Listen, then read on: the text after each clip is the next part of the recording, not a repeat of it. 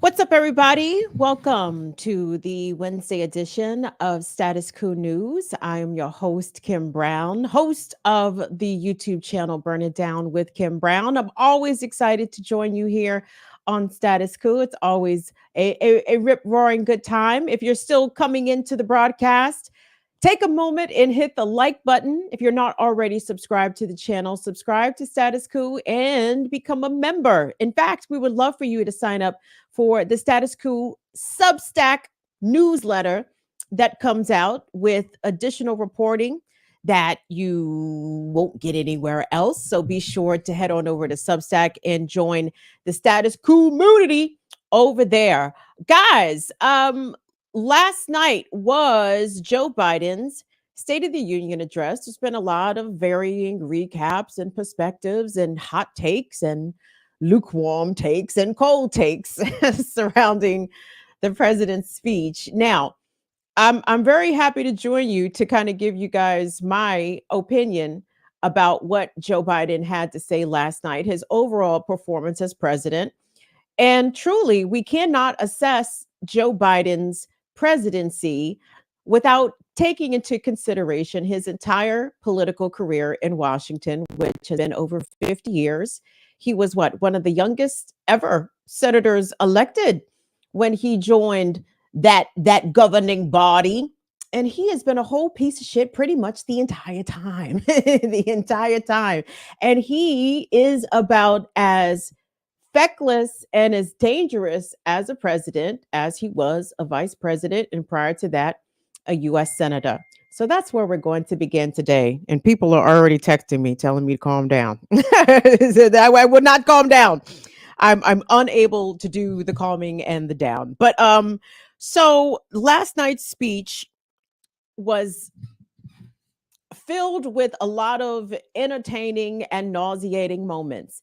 Personally, as somebody that is not affiliated with a political party, I found the Republican heckling of Joe Biden to be rather entertaining. I laughed several times when Joe Biden was rudely cut off by members of the Republican caucus. I thought it was wonderful. And the response from the lack of decorum shown by the right, the response from the quote unquote left, and I do mean elected Democrats, because, there are no true leftists elected to the US Congress, but those on the elected left, the elected official left, their response is so predictable and equally as feckless as Joe Biden. And this is the conundrum we find ourselves in, guys. We are facing tremendous problems, social problems, global problems, and there is nobody competent who has a humanity minded spirit or ethos about them. There's no competent, humane people running the operation. And I'm going to start off with a couple of things. Okay. So I'm only going to hit on a few of the issues that I took with Joe Biden's speech last night, because this is only roughly a 1 hour show. And I long have been a hater. I think hater is fair, because I mean, not like a player hater, not because he's killing the game and I'm jealous. No, I've been a hater of Joe Biden's policies and he's in his positions for a very long time. So it really makes me sick to see him be the sitting president, because I'm like, this motherfucker, y'all thought the world was ending. You thought Armageddon was coming when Trump was in office. No. Biden is as bad, possibly worse, because he's here to give you the snow job on top of things. But anywho, I digress. Let me start off with the issue of police violence and police brutality, because it is one that Biden went to kind of heavy, and in usual on brand white male liberal Democrat fashion, he totally missed the mark, as I expected him to. Hold on, we got us some money coming in here. What's this? Peace, Chris. Thank you so much for your super chat. Chris says, was that Joe Biden? I thought it was a Biden chat GPT bot. Yes. Spewing some pre-approved talking points made to sound like Joe slurring his words. I want to call a little bit of bogusness. The whole story about Biden stuttering as a child, being made fun of. I read another piece recently that listed a little bit more in detail some of the instances of bullying that he experienced from children and adults alike regarding his stutter. I don't recall, again, I've been watching Joe Biden in Washington, D.C. a very long time. I do not recall him having a stutter until he turned 80 and got elected president. And his handlers needed a reason to give the rest of us, to give the public as to why Joe Budden, did I say Joe Budden? I definitely meant to say Joe Biden. Why Joe Biden was stumbling over his word. Oh, it's because the president has long had a stutter. Has he had a stutter?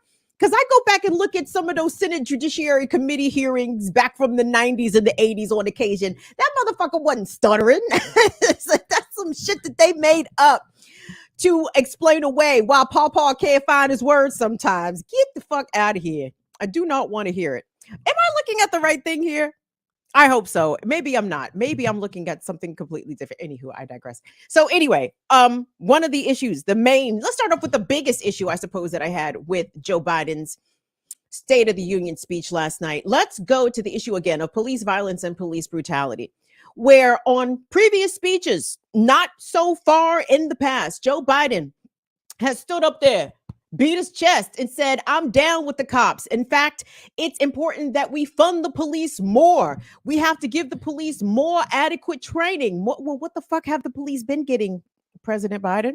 If not adequate training, because clearly the training is absolutely not adequate. But or if you look at it conversely, maybe the training is completely adequate because they are trained to be violent and to kill and to escalate situations, to protect property, to protect the interests of the ruling class, and to keep poor people in their place. So it looks like as though the police are trained exactly how they have been trained now, but it's only now a political problem, a political issue, because a reliable block of the Democratic base, Black Americans, are like, what the fuck, man? What the fuck? Are you going to do anything about what appears to be a continuous onslaught of police violence, primarily aimed at Black and brown communities? You just going to come around when it's primary day or when it's election day and give us some bullshit. But he gave us the bullshit early. It's very far away from primary and election day, and Joe Biden was ready with the bullshit. So, Colin, let's run that first Biden clip on the doc, please. Oh, which one was the first? I'm sorry. I don't have, it's okay. The one that is not Bernie Sanders. Let's see. It says, see, thank you, Bernie. Oh, and then I found it here. Brilliant. Thank you. Biden says the cops need real training. Or actually, yeah. Let's go with that one. Biden said the cops need real training. Let's go with that one first, please. But too often that trust is violated. Joining us tonight are the parents of Tyree Nichols. Welcome.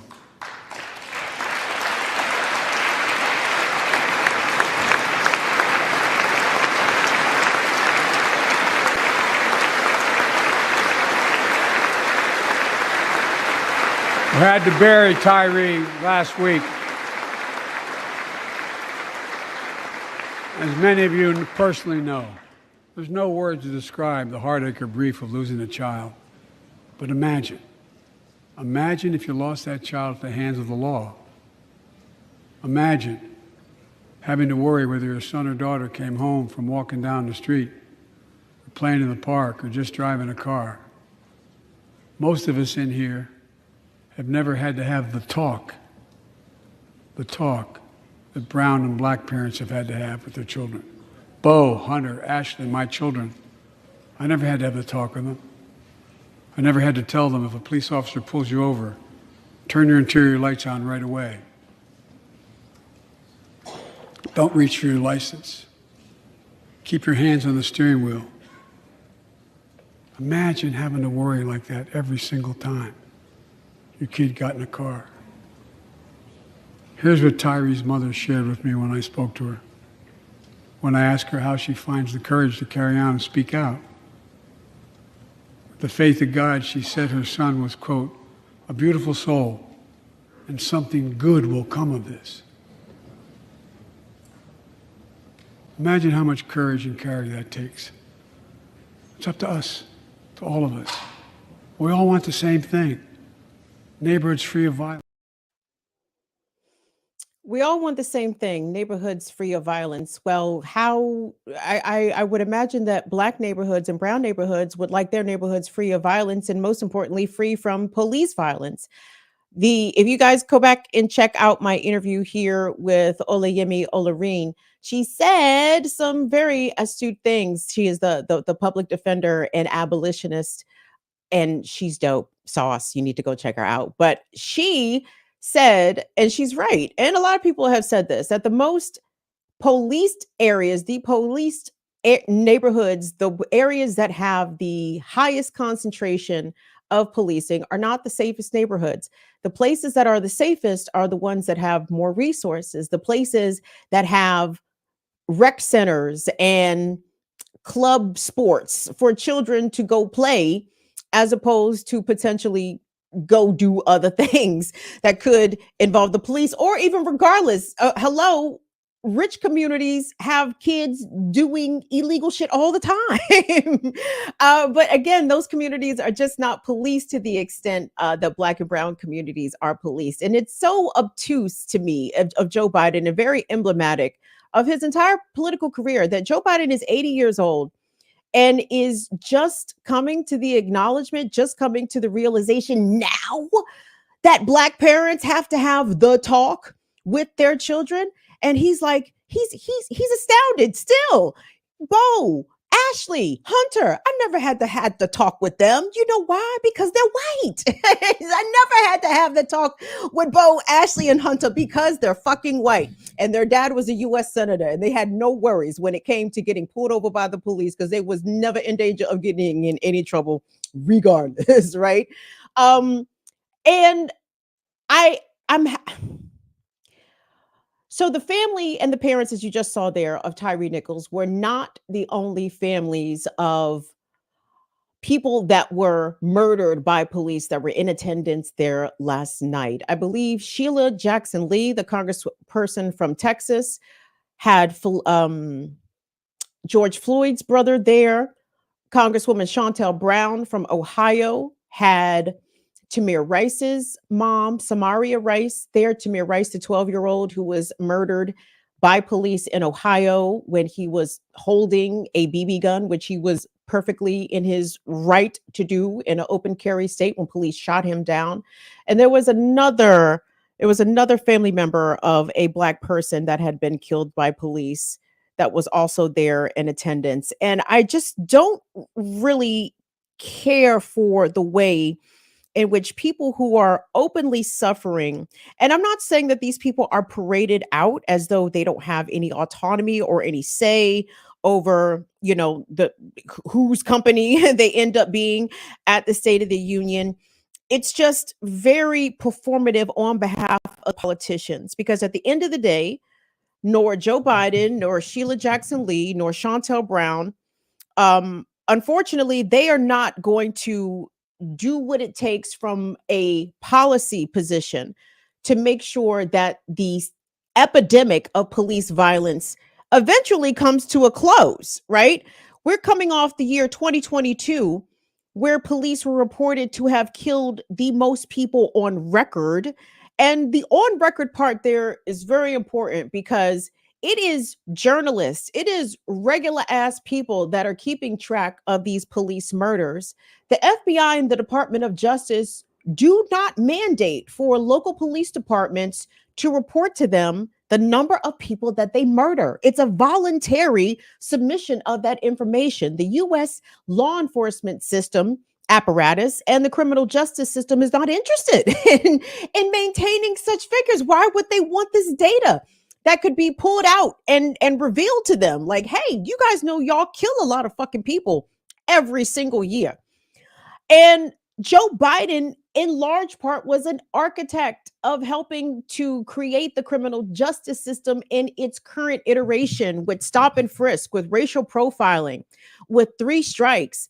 I understand he wasn't president when the 1994 crime bill was passed. Bill Clinton was or nothing, but Joe Biden was right there. He wanted the damn crime bill to be named after him to show you how proud he was of the work he did in locking up Black people by the hundreds of thousands. It is pretty remarkable to hear Joe Biden, to me, talk with empathy about police violence and those affected by police violence. And, unfortunately, Black bougie liberals, okay, which let me be clear, I am not a Black bougie liberal, not even close.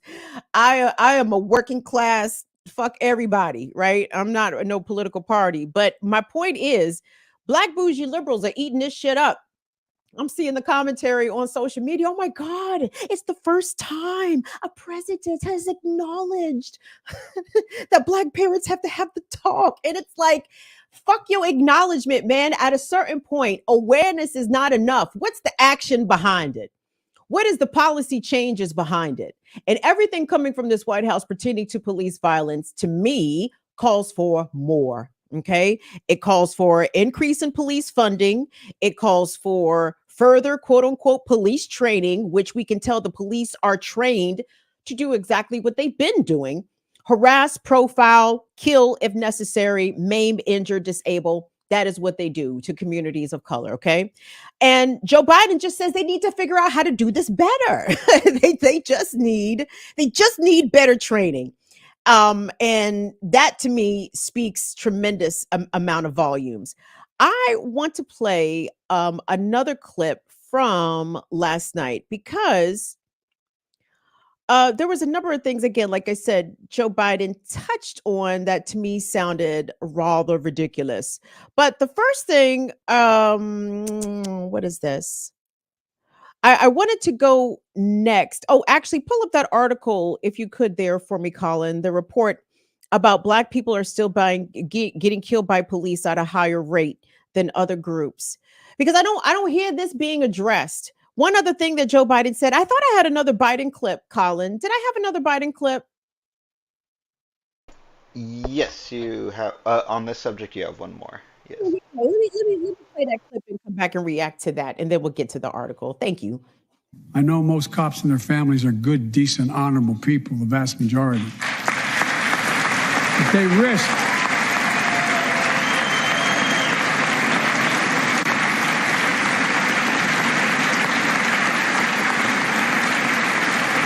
their lives every time they put that shield on. But what happened to Tyree in Memphis happens too often. We have to do better. Give law enforcement the real training they need. Hold them to higher standards. Help them succeed in keeping us safe. We also need more first responders and professionals to address the growing mental health, substance abuse challenges. More resources to reduce violent crime and gun crime. More community intervention programs. More investment in housing, education, and job training. All this can help prevent violence in the first place. When police officers or police departments violate the public trust.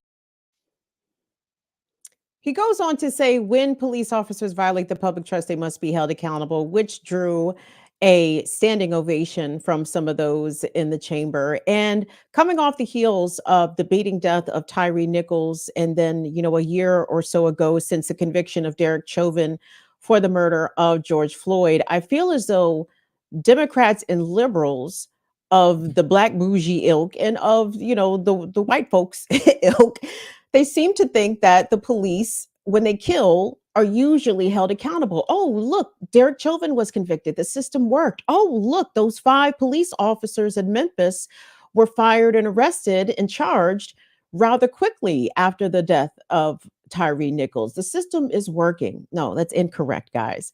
Out of the people that police murder, which over the past few years has been trending northward of over 1,000 every year. Since 2020, actually, the amount of people killed by police has been increasing, has not been going down, which tells me a couple of things: that the police are ratcheting up and they understand that the consequences, despite a few or a couple of sacrificial lambs, overwhelmingly the consequences are not there, which is the truth. Okay. I reported about a story out of Fauquier County, Virginia, which is in Northern Virginia, in which a former fired Fauquier County Sheriff's deputy going in his police vehicle over 100 miles per hour without his lights and sirens on, slammed into a married couple in their 60s, killed them both on the scene. Okay. The cop lost his job. And what do you guys think he was charged with? Vehicular manslaughter? Do you think he was charged with some sort of felony? No, he was charged with reckless driving, a misdemeanor. A misdemeanor. And that is what I want people to overwhelmingly understand. There are high profile cases of police murdering, usually unarmed people. In this case, both cases of Tyree Nichols and George Floyd, unarmed Black people, unarmed Black men. But police kill people all the time in a variety of ways. And I assure you, they are not held to the same level of accountability that you and I would be were we to do the same thing. So Joe Biden is on some pretend. He's on some fantasy land to begin with. And you notice in that particular clip when he talked about it's always this fawning over the idea that the police have the most dangerous job. They don't. Do you know what firefighters do? Do you know what sanitation workers do? Do you know what potentially, healthcare workers and even people that work with those who have mental challenges and who are experiencing mental crisis? Like, police do not have the most dangerous job. They don't. They're not. They're not part of the rebel force. They're not part of the rebel alliance. They're not out here fighting the empire. They are fighting on behalf of the empire. Which, and by the way, please make no mistake and don't ever forget this. Despite the police unions, despite this, despite that, police are not workers. Okay, they are not part of the working class. They are not the same as you or I. They are part of an exempted class. And we see that when they commit crimes, when they break the law, they are above the law. They are not held to the same standards. No, and because of that, we should not hold them in some sort of special place or have some special praise for police. I really want everybody to absolve themselves of that, especially if you consider yourself left and radical. Okay, we have to get rid of this mythology of the police. And that means shaming Democrats when they start talking that stupid shit as much as fucking possible. And talking about what Joe Biden says that the police need in terms of better training. He says they need better resources, that we notice the framing there. We expect police to be counselors in mental health crises and deal with overdoses. Okay, let's change that perspective, shall we, Joe? Let's change that perspective, shall we, America? If the police are not qualified to handle these things, which they are not qualified mental health professionals. They are not qualified to deal with drug overdoses or people who are experiencing a crisis as a result of taking a copious amount of drugs. Maybe we get some new people to do that. Yeah. And the good thing is, such good news. The good thing is we have so much money in the budget to reallocate, if you will, to those specialized public health services that actually need to be created, everybody. And imagine what we could create if we were to, I don't know, defund the police. What? We could take hundreds of millions of dollars away from the police and redirect them into exactly those areas that Joe Biden was speaking of, those areas that Joe Biden says that, that we ask too much of police. Well, police don't want to do them shits. Well, fuck that. They probably do want to do them shits because it gets them paid. Okay. Cops make a good salary and benefits out here. Okay.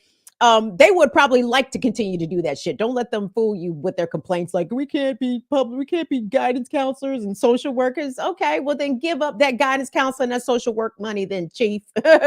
Run the people back that money so we can establish new systems and new apparatuses to deal with the things that the police are not qualified, nor should they be dealing with in the first place. So there is that.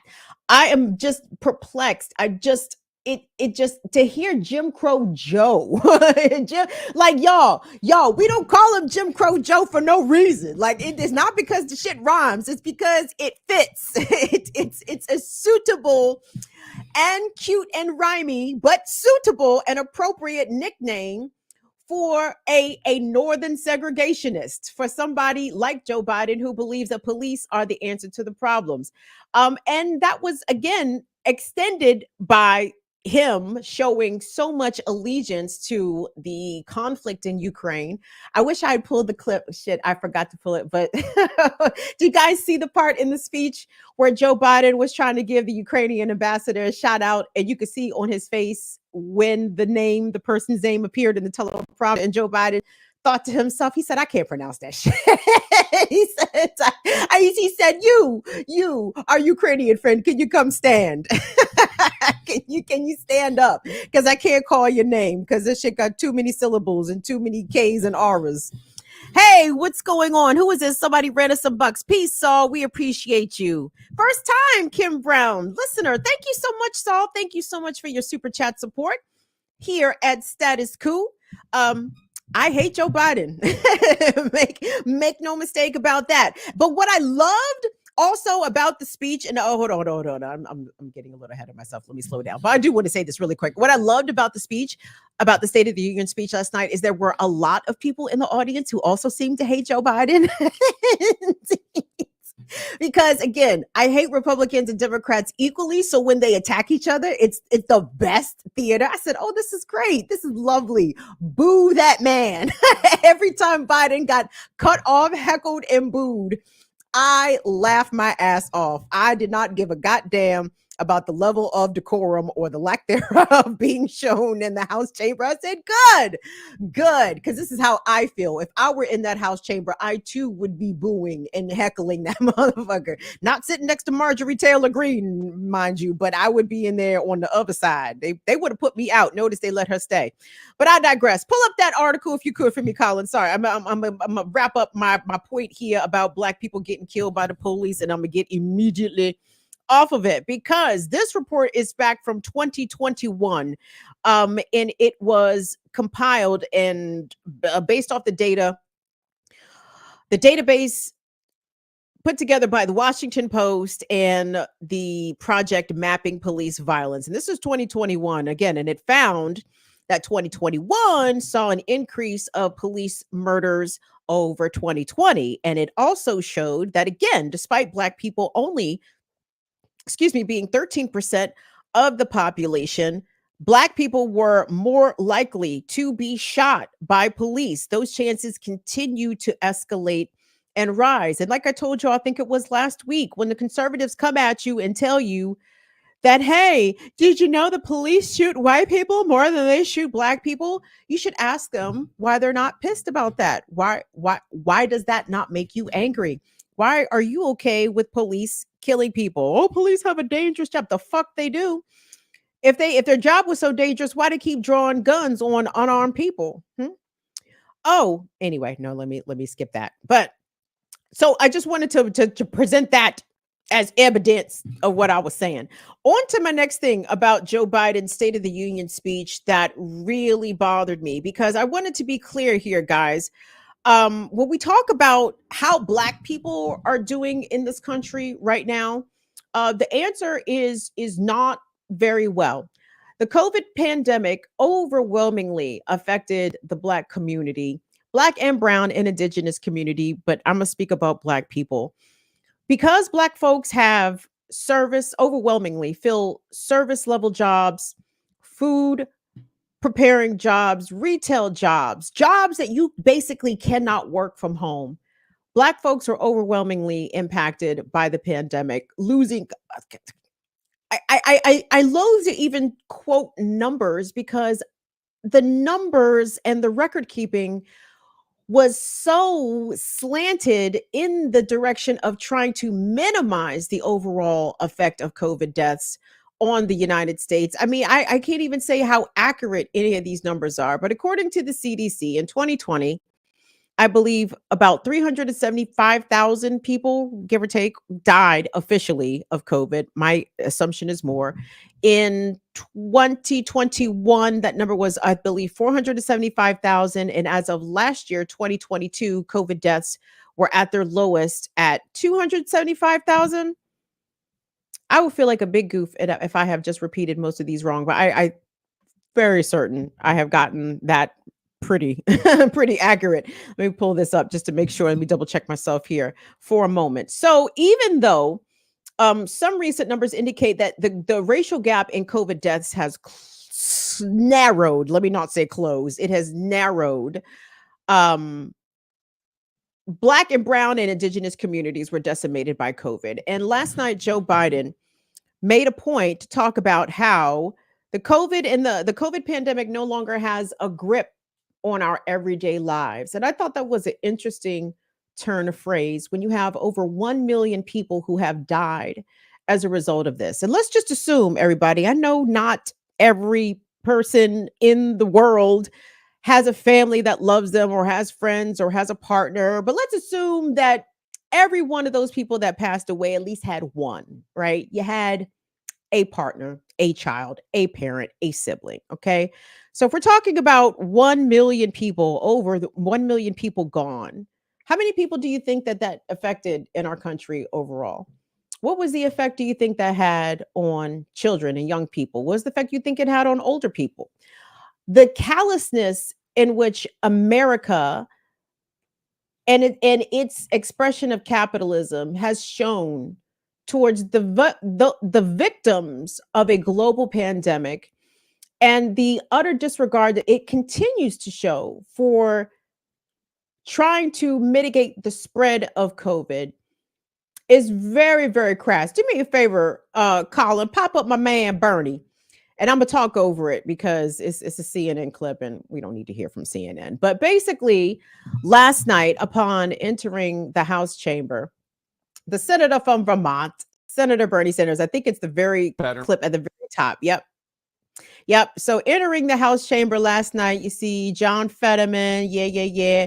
But look at a real leader step in the joint. Look at a real leader step in the spot. And I don't be on Bernie's yang like that, but I'm saying I was very encouraged to see Bernie Sanders, the only person in the room wearing a mask inside of what will undoubtedly be a super spreader event, guys. Joe Biden is 80 million years old. There's no reason that Joe Biden, as a leader of the free nation, free world, whatever, fuck the free world, but there's no reason that he should not be modeling care for immunocompromised people who are still experiencing long COVID, and for everybody. But because capitalism is determined to run the thing, Joe Biden is talking about COVID as though it is in the past. And he is in the midst of ending the public health emergency, which would, in effect, make it cost prohibitive for people who do not have insurance to get COVID testing, to get the vaccine if they wanted it. And again, when we look at in this country who has access to health care, who has health insurance, overwhelmingly, it's not Black folks. And let me be clear, that is racist in itself. And I'm going to tell you why. Because oftentimes, overwhelmingly in America, apparently in America, you only get access to healthcare coverage, not only if you work, but you have to have like a good job, right? People work a lot of hourly wage positions. Okay. Sometimes they'll have 1, 2, 3 jobs and won't have insurance at any of them. Okay. Because this country does not have a robust or effective or all encompassing social safety net. Like America, I mean, basically, if you're poor, maybe you live, maybe you die. Like, who could really say? But try to show up for that 8 to 4 shift if you could at Starbucks, because people need their coffee because we got to keep the economy going. And the ways in which Biden was so comfortable to declare the pandemic over when it's clearly not over, to withhold and withdraw and rely on a intransient Congress to get COVID funding passed is preposterous. I feel as though there has to be a way to potentially earmark. I know the executive branch does not necessarily, dictate the way that government budgets are spent, but god damn, something must be done here. Or what I think has happened is that the US government and capitalism are just resigned to let COVID be endemic, and just let it continue to percolate with its new variants, with its damaging, killing variants. By the way, forever and ever. By the way, hold on, let me pull up the CDC real quick because I just saw this. Did you guys know how many COVID deaths there were last week? There were 3,452. And Joe Biden last night on the State of the Union said that COVID deaths are down by 90%. Okay. And on the surface, that sounds like a good stat. But when we're talking about 475,000 deaths, if you're still looking at 10% of that, it's still a lot of people. it's still a big chunk of folks that have died from the COVID. And COVID is the third leading cause of death in the United States, with heart disease being the first leading cause of death. Now, COVID is known to have lingering vascular effects and also effects on your blood, in addition to all your organs, including your heart. So I would imagine that even some of those heart disease deaths last year can easily be attributed to COVID. To what number? I'm not sure. I'm not a doctor. I just play one on the internet. But it would be silly and foolish for us not to think that COVID was still not having a significant impact on American public health, which it totally is. And the Biden administration has just resigned itself to look at COVID as something that was in the past. And that to me is a racial issue all day long, because folks who don't have access to healthcare, be them working people or not working people, but overwhelmingly the working poor, work and do not have access to health care. It is them contracting COVID. It is them dying from COVID. It is them still suffering from long COVID. And let me please extend my thoughts and wishes out to everybody out there with long COVID. I was looking at a lot of the reaction from the hashtag long COVID community on social media, and they were furious and felt utterly abandoned, further abandoned by Joe Biden's public health policies, that he, again, continues to talk about COVID as something in the past and not something that is currently still batting up the American healthcare system. So there is that.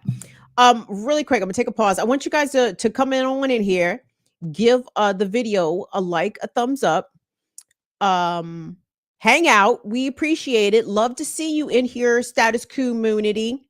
I have 1,000 tabs open, so it is a little tough for me to be able to put my hands on things, but I'm very appreciative of you all being with me on this evening.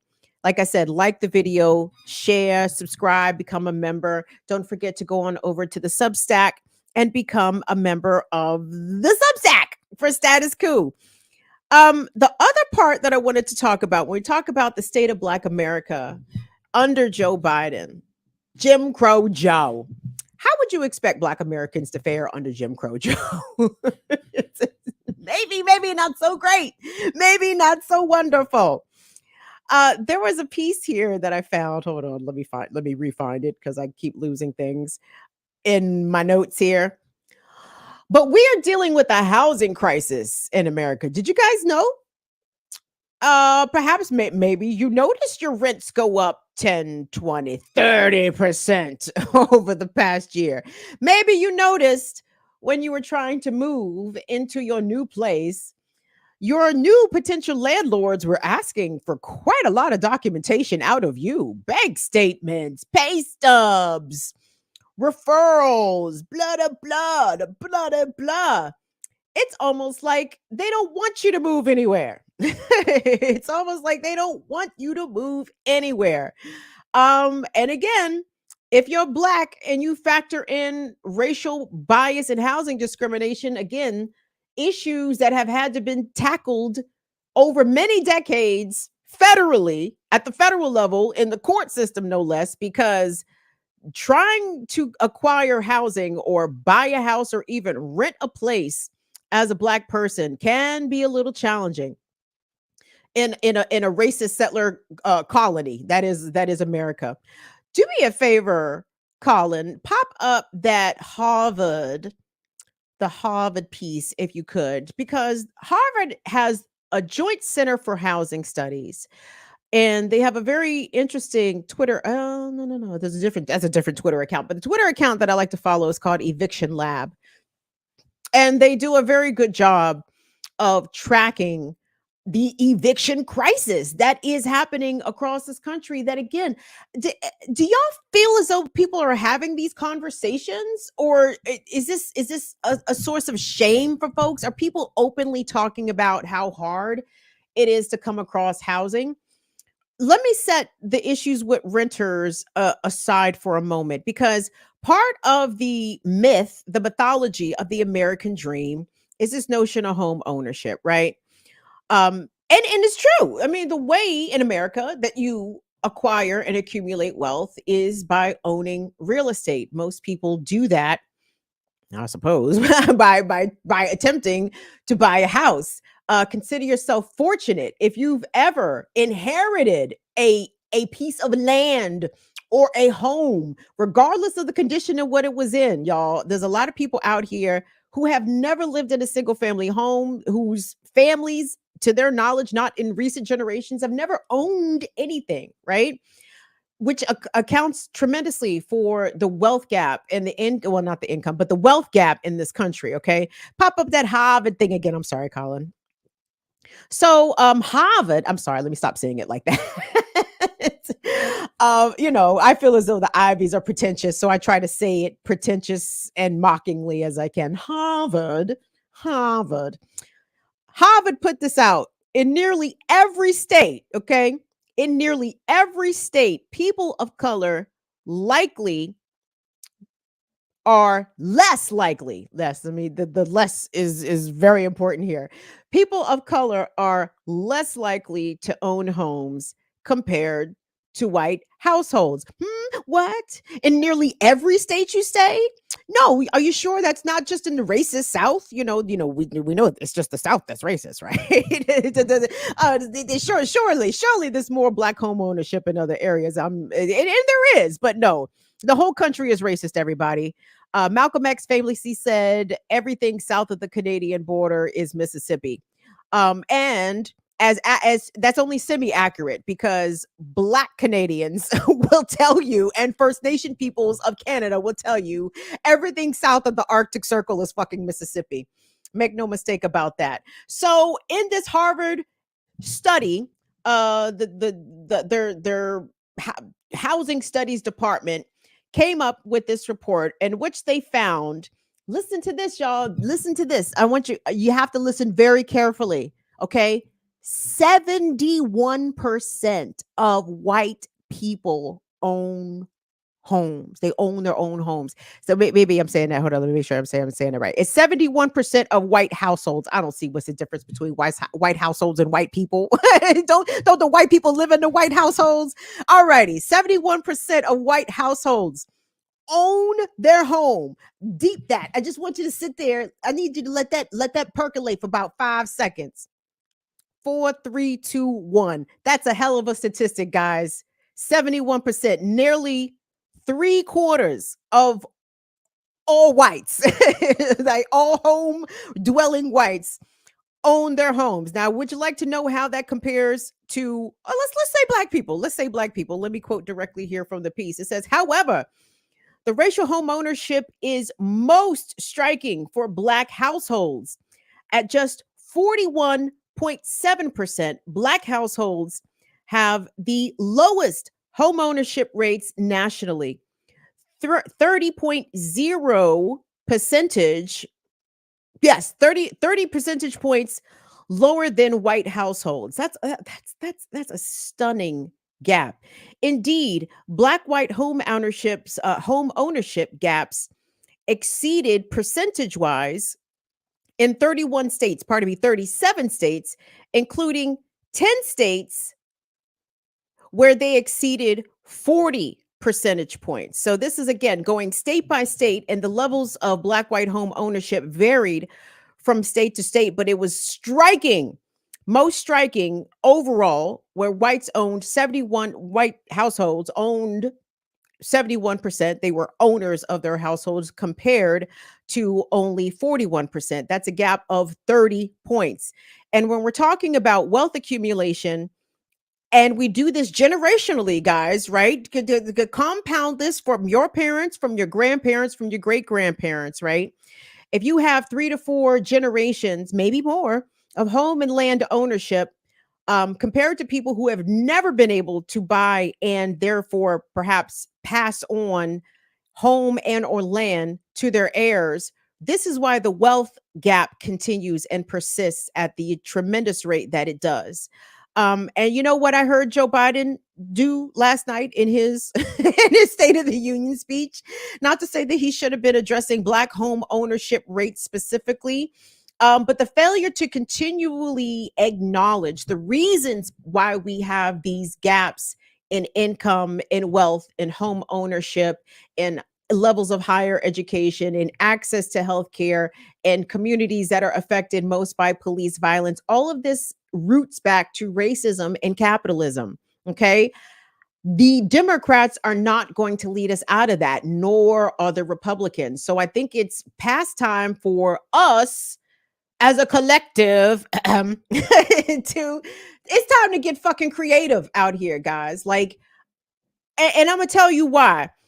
Cue up, if you could, for me, Colin, the Alexandria Ocasio-Cortez response when she was on Rachel Maddow, because AOC, I don't know who is the head of the DNC. Let me rephrase. Not to say who is the head of the Democratic Party. Clearly, it's Joe Biden, right? But I mean, no, seriously, like, who do people look for the leadership? Is it Hakeem Jeffries? Yeah. Nancy Pelosi? Yeah. Yuck. Who else is out there? AOC. Like, people look to AOC, whether or not you like her, dislike her, agree with her, don't care for her, whatever. They go to AOC, they ask her, because she is like the voice of a new generation, I suppose. And it's a very disappointing generation. It's a very underwhelming generation that she is the new voice of. The squad has proven itself to be less than capable. But it's these reasons that I would love for us to start focusing on third-party candidates, to start supporting them financially and with our overall support. Because elected Democrats, whether they are faux Republicans like Joe Biden, or they are centrist, I guess Hakeem Jeffries is what we would call a centrist, or even if they are on the quote unquote left, like AOC and Ilhan Omar, but they're not really the left. I mean, they're very liberal, they're faux progressive, but I wouldn't call them leftists per se. And this is why, because in this clip we're about to see with AOC, she was on Maddow reacting to Joe Biden's speech. And she was not pleased with the levels of disrespect that came from the Republicans. But, she makes it a point to tell us that water is wet. Let's take a look at this clip. Our take from our studio view of the president's speech tonight was that it was unusually interactive. Lawrence O'Donnell used the word combative, described it as the most combative State of the Union speech that he'd ever seen. That was our impression from here. What was your impression in the room, and what did you make of the president's remarks? Absolutely. I may not have served as many terms or have as much experience as other members, but this is my, fourth or fifth now, and I have never seen a State of the Union that was so disrupted by members of either party. Even under President Donald Trump, we saw nowhere near the level of jeering, interruption, etc., that we saw by some of, I want to say the extreme elements of the Republican Party, but they are now being embraced and uplifted as the center of the Republican Party. And it's really shocking even the things that the overall Republican Party refused to stand for, paying public school teachers, public health policy, basic education policy, raising the wage for some of our lowest paid workers in the United States. This should be really basic stuff, sky is blue kind of stuff. And the Republican Party, I think, really showed the country who they are tonight, that they have been taken over, and that this isn't some right wing. This is the ethos of the modern Republican Party. The stars of the forthcoming Ben Stiller comedy special called Almost Progressive, Rachel Maddow, Alexandria Ocasio-Cortez, starring in the new Hollywood blockbuster. We were almost leftists, and then. This is why I can't stand Democrats. They're so caught up in decorum. They're so caught up in civility. And again, all the pearl clutching. I mean, it was really shocking to see that the Republicans behave. Was it shocking? Did you not see the motherfuckers run up into the U.S. Capitol on January 6th? Like, are you shocked that those who did not denounce the actions of January 6th? I don't denounce them shits either, by the way, just for the record. I was rooting for the January 6th insurrection. I said, yes, turn that shit up. But regardless, how can Democrats pearl clutch and feign disgust at the behaviors of Republicans? Like this failure to acknowledge who your enemy is and what your enemy is capable of doing is why Democrats are going to continue to get punched in the face as they continue to reach across the aisle. Keep trying to reach across the aisle, the people that want to see your constituents dead, not just downtrodden, not just oppressed. They want your constituents to die. Okay. Democrats, Republicans want Black people to die. They want gay people to die. They want trans people to die. If these bitches, AKA women, won't bear babies, they want them to die. And the Democrats like AOC, who's supposed to be the lefty of the lefty, right? All she can talk about is, well, I hope the American people got to see the Republicans for who they are. Honey, we've been new. We've been new. Why ain't you new? As my grandmother would say, why ain't you new? Why won't these Democrats squad up, pun intended, and be a foil to establishment Democrats, the ways in which these petulant, immature Republicans did to get their way when it came to making sure that House Speaker McCarthy gave in to the concessions of the fringe right, which as AOC noted, they are no longer the fringe, they are in fucking control. It would have been amazing if, I don't know, a group of elected, I don't know, women of color in the Democratic Party, if they'd have stuck to their guns and become obstinate and, even demonstrated a little bit of petulance. And I know the racial and gender dynamics are quite different between the squad and the number of House Democrats that were mucking up the election of Kevin McCarthy as speaker. And that does make a difference, but don't matter. We wanted to see a little bit of that from them. And Alexandria Ocasio-Cortez, Ilhan Omar, Ayanna Pressley, Jamal Bowman. Well, I guess, was he part of the squad? I guess he was, the boy member of the group. That's fine. I mean, they have just demonstrated that they're not interested in doing that kind of work. They will vote for huge military budgets. They will continue to vote to send military aid to Ukraine. And there's nothing radical or even progressive about the policies that they end up supporting. Okay. And this is why we have to do something different. This is why I say burn it all down and let's start anew, because the system as it is not going to reform itself. The police are not about to defund themselves. And we don't have the representation in place that is actually going to stand up and assert for us. But here's the thing, though. We actually have the power. Did I say this already? Not today, but I know I've said it before.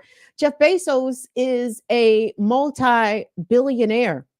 And the reason he's a multi-billionaire is because there are thousands of people that show up to work at Amazon every day to help guarantee that his billions will continue to roll in. But let those many thousands of people not show up at Amazon for a day, for a week, for a month. Jeff Bezos no longer has the power. The workers have the power. He's going to be conceding everything to get them to show back up so his billions can continue to roll in. And maybe he, instead of 100 billion, maybe he only gets, 80 billion. I don't fucking know. But it's time for the United States, for the working class of people of the United States, for Black people and our allies, and I do mean real allies. You cannot be a liberal ally, okay? And you have to be an anti-racist ally. That's it. Not non-racist, anti-fucking racist. We clear on anti-racist, right? I don't want to hear that. I don't see color shit. Don't let that come out your mouth, ally. I want to hear I punch Nazis in the face shit. Okay?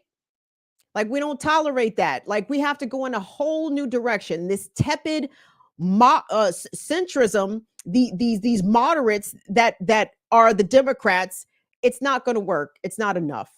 And Joe Biden is the currently he's the figurehead of that. He is the Democrat who wants to be a Republican. He is the Democrat who is more concerned about what Republicans think and what potentially centrist voters think. And he's very mindful of how he speaks to them. Okay. But he's not so mindful about how he speaks to members of his own constituency, to the many groups that make up the Democratic base. The state of the Black Union is this, guys. We are never going to be free voting for Democrats, okay? It's going to take us 1,000 years of voting for Black people to gain parity and to gain true freedom that other citizens, that people, white folks, enjoy in this country, okay? We're not going to get there with the Democratic Party. We will absolutely not get there with the Republican Party. If the option is third party, I don't know about that. I think it's important that we have a worker-led revolution. I think it's integral that unions continue to form, that the racism that can be found within the labor spaces be recognized, be rooted out, make sure that it is a multiracial, multi-gender identity, all of the things. Like, this is what the 21st century is supposed to mean when we talk about inclusion and equality. It is about tossing out the old guard that is upholding the status quo. And Joe Biden is the king of that. Kamala Harris, despite the, racial identity boxes that she checks, she is still an agent of the state, and she is there to preserve and uphold the empire. But the empire must crumble, and the empire understands that it is crumbling. So it's going to be imperative for us to have plans about what will take its place, because the right is preparing for fascism. They're preparing for Nazism. They too understand that the empire is going to crumble, and they are trying to put their shit in place to make sure, again, when it crumbles, it's going to fall in the way that they want it to. Okay. But we cannot let that, because it's going to mean death for a lot of us, and it's going to mean further subjugation for the rest of us. And just be clear, the Democrats are not going to be the ones to lead us out of this, to save us, nor as government. They do not keep us safe. We keep us safe. That is my time, good folks at Status Coup. Please, before you depart, don't forget to grab your gift bag and give us a like on the way out the door. Give the video a like, share, subscribe, become a member of Status Coup. Go on over to the Substack and sign up for the Status Coup newsletter. Substack. And please head on over to my channel. I rant very similar to this, except I crack way more jokes and I read way much more out the chat. What's up, Fire Fam? I see y'all in here. Peace, Carpe Diem. What's up, Tasia? What's up, Holly? What's up, Ray J? How's it going? Tressa, love to see you, baby. Hey, Franny Francais. I love to see you in here, sweetheart. I'm so glad and very and deeply appreciative that you all come over. And big up to everyone that ran us some super chats. Did I get all the super chats there, Colin? Yes, you did. Why were y'all being cheap? Y'all only sent 2 super chats. What's going on? Like y'all only sent a couple of dollars. Y'all only sent a couple of dollars. I thought I maybe missed out on the big ones, but maybe there was no big ones. But that's okay. But we appreciate it. We understand that the first of the month was last week. it was a rent. We check, and I get that. Hello, Valley Girls, my niece. Hey, aggressive progressive. So happy to see you guys in here. So yeah. All right, guys, that's my show. Please go on over to my channel, Burn It Down with Kim Brown. I do my show Tuesday, Friday, 7 p.m. Eastern. You can also catch me over on Black Power Media Tuesday, Wednesday, Thursday morning, starting at 8 a.m. to 10 p.m. Oh, fuck, not 10 p.m. 10 a.m. Eastern time. Okay. All right. On behalf of Status Coup, thank you so much to Zayna. Thank you so much to Jordan. And thank you so much to Colin in the back pushing buttons. See y'all later. Bye-bye.